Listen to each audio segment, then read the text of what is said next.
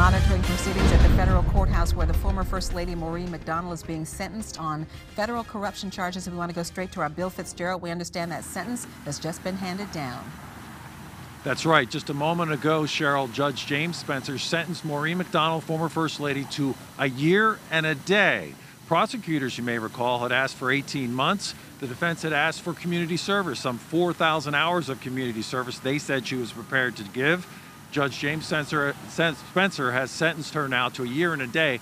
We learned yesterday from our legal analyst that that might sound like a strange sentence, but by serving more than a year, an inmate would qualify for good time off for good behavior. Sentenced to exactly a year would not allow for any of that time. So again, Judge James Spencer sentencing Maureen McDonnell, former First Lady, to a year and a day on the 8 counts that she had been convicted of various corruption charges for taking money from political donor Johnny Williams.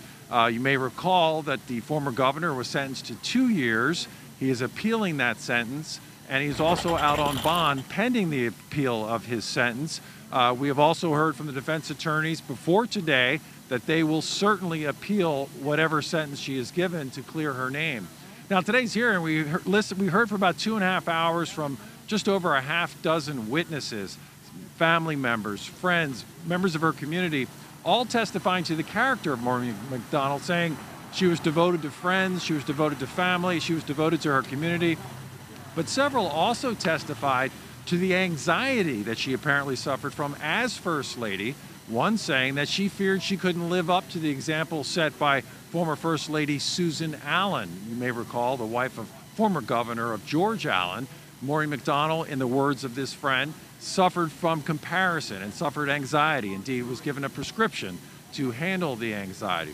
So it was a fairly brief hearing today. We did not have as many witnesses as we did during the sentencing phase for her husband, former Governor Bob McDonnell.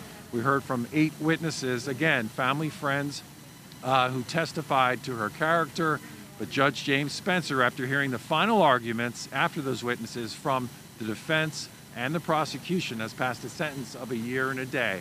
Again, that key amount of time that would qualify her for time off with good behavior. But almost certainly, we know that the appeal will come now that that sentence has passed. Indeed, in recent weeks, we heard the appeal of Governor McDonnell, former Governor Bob McDonnell, will be heard by the appeals court that is just down the street from here. And pending that appeal, he is allowed to be free.